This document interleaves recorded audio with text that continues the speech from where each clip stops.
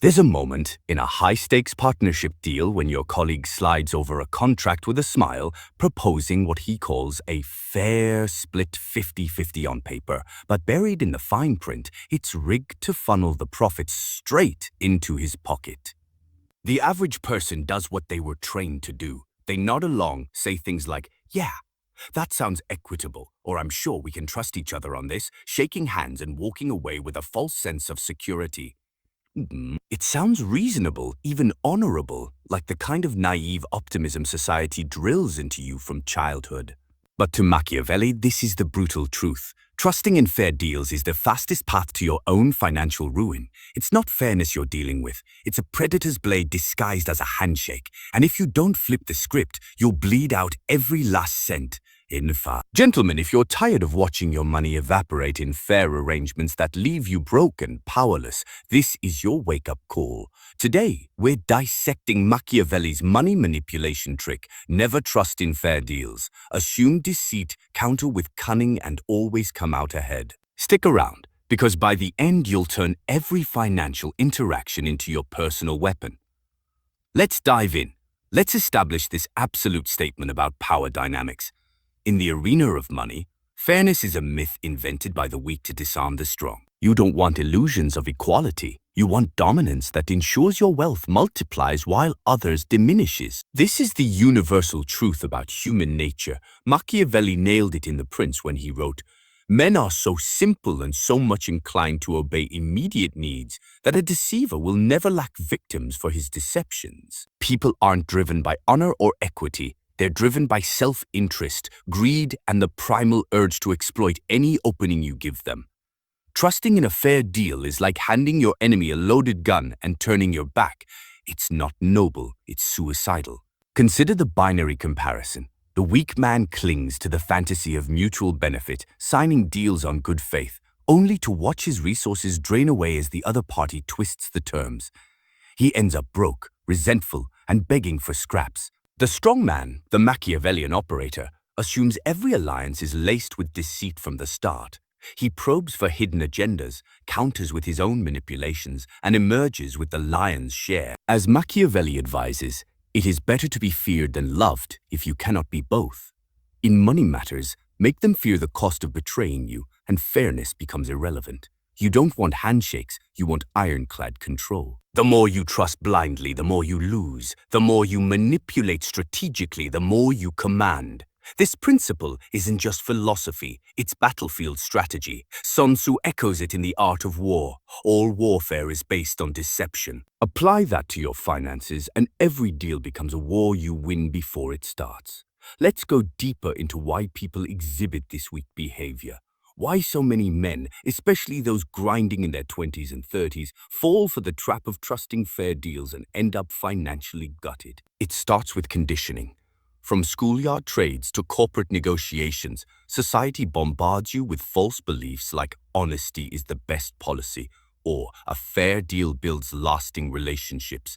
These are comforting lies that keep you powerless, programmed to prioritize harmony over dominance. You think revealing your full hand shows strength, but psychologically, it signals vulnerability, inviting exploitation. Carl Jung would call this the shadow self at play. Your unconscious fear of conflict suppresses your predatory instincts, leaving you as prey in a world of wolves. The false beliefs run deep. First, the myth of reciprocity. You believe if you're fair, others will be too. Wrong. Human nature, as Machiavelli dissects, is inherently self-serving. People will take every inch you give, not out of malice, but survival.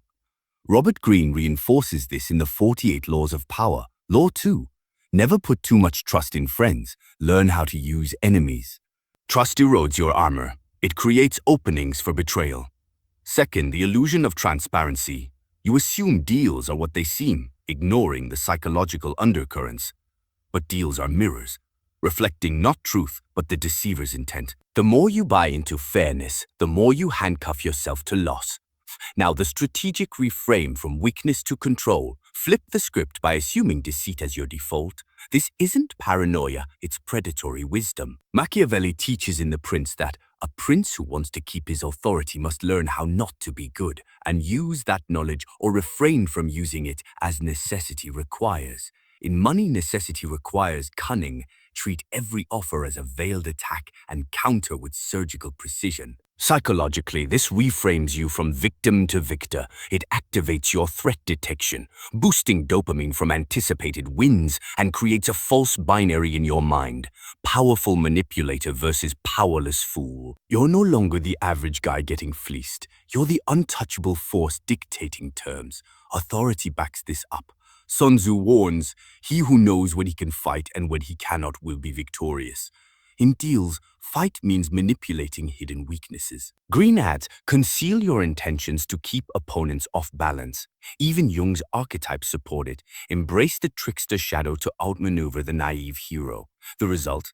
You shatter the chains of trust, induced poverty. You don't want polite agreements. You want brutal advantages. The more you expose deceit, the more power you wield. The more you hide your own, the more untouchable you become. This framework isn't theory. It's your armor against financial bloodshed.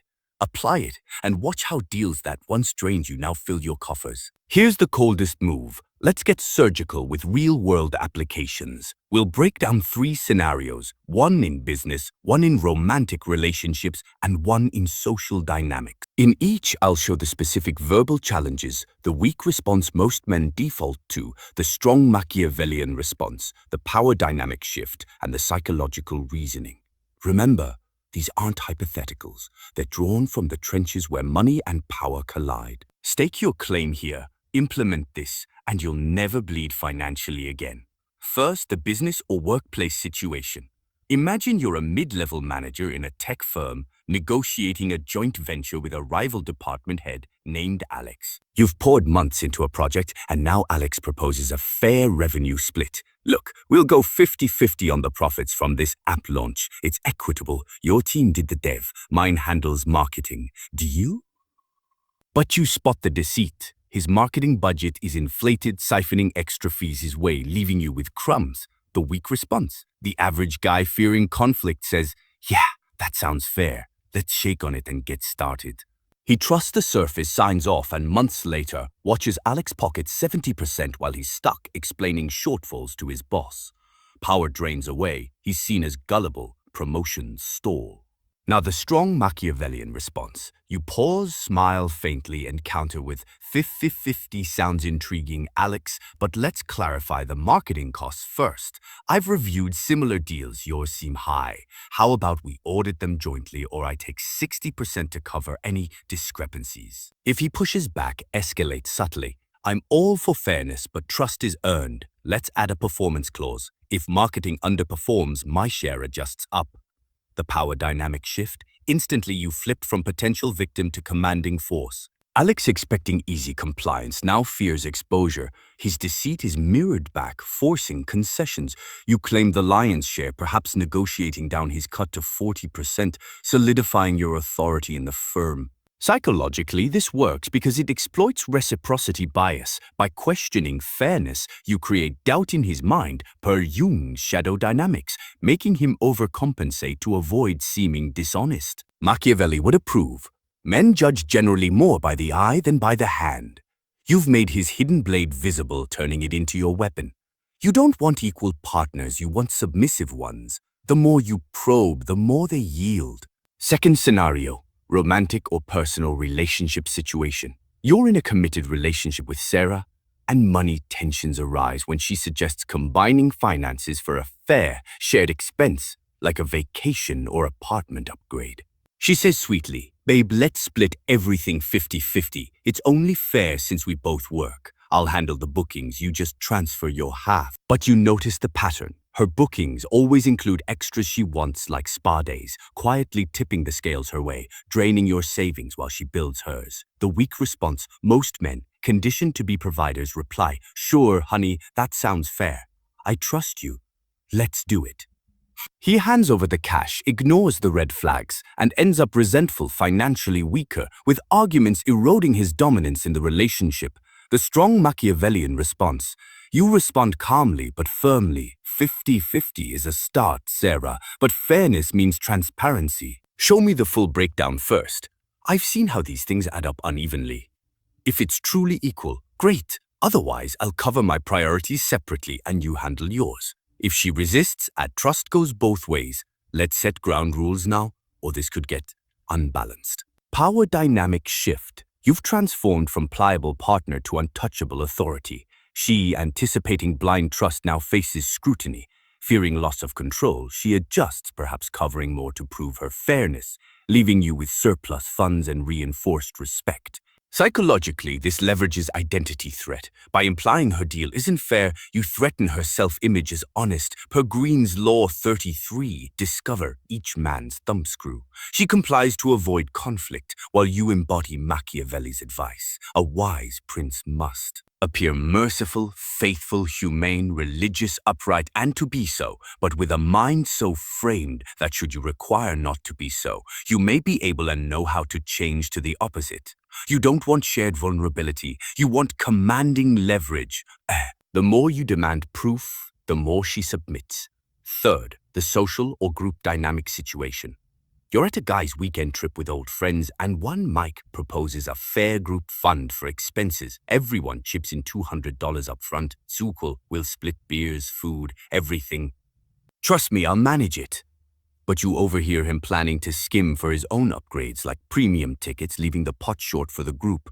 The weak response. The typical guy wanting to fit in says, "Cool, fair enough. Here's my cash. Let's have fun. Let's have fun." He trusts the group vibe, contributes, and later discovers the shortfall. Feeling used and isolated, his social status diminished as the sucker. The strong Machiavellian response, you counter directly. 200 each sounds fair on paper, Mike, but let's track it transparently. Cure expenses or I hold my share and pay as we go. I've been burned by trust me deals before. If he balks, press equality means visibility.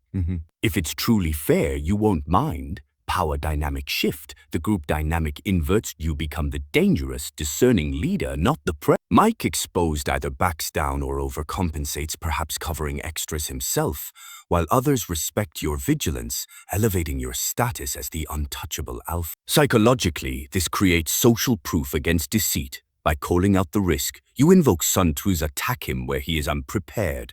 Mike's casual scam crumbles under scrutiny, and the group aligns with you to avoid association with weakness. Machiavelli sums it, the vulgar crowd always is taken by appearances. You've shattered his facade, claiming the blood of his scheme as your trophy. You don't want group harmony. You want dominant influence. The more you unmask, the more they fear crossing you. These scenarios prove it. Trust is a blade turned against you. Wield Machiavelli's trick, and it becomes your weapon. Now let's get surgical with tactical implementation.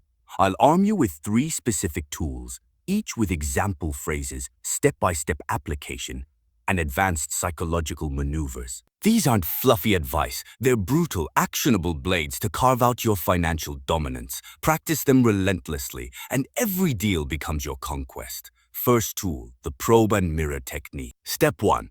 Always assume hidden deceit. Scan for inconsistencies like uneven splits or vague terms. Step 2, mirror their proposal back with a question that exposes flaws like, fair sounds good, but define fair. What's your cut after fees? Step 3, if they deflect, escalate with a counteroffer that favors you, such as, let's adjust to 60-40 my way to account for risks. Advanced maneuver.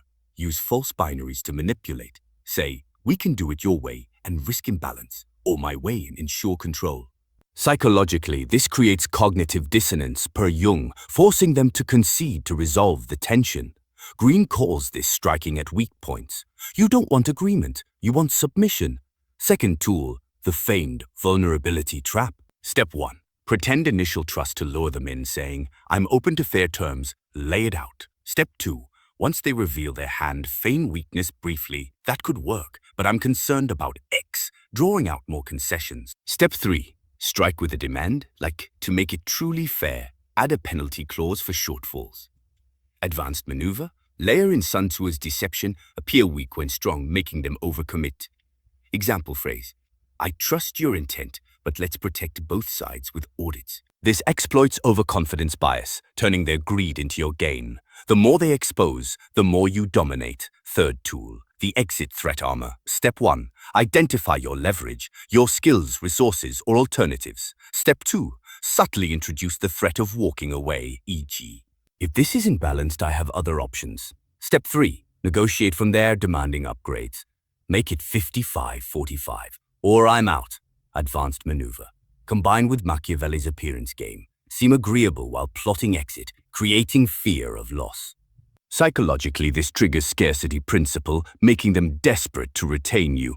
Robert Greene's Law 16, use absence to increase respect and honor, amplifies it. You don't want retention, you want effortless capitulation. Implement these daily. Start small in low-stakes deals, scale to big money. The more you practice, the more instinctive it becomes. Your financial armor impenetrable. Gentlemen, let's talk evolution. From your current weak state, where trust in fair deals leaves you financially gutted, resentful and powerless in work and relationships, to the untouchable Machiavellian force who commands every transaction.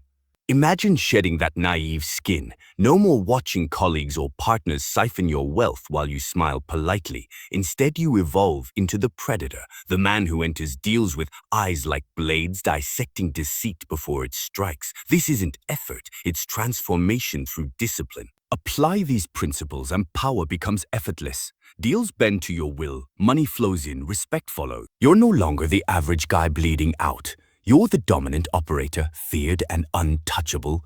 Your finance is a fortress none can breach. You don't want fair exchanges, you want commanding victories. The more you manipulate, the more you rise. As Machiavelli declares in The Prince, the promise given was a necessity of the past. The word broken is a necessity of the present.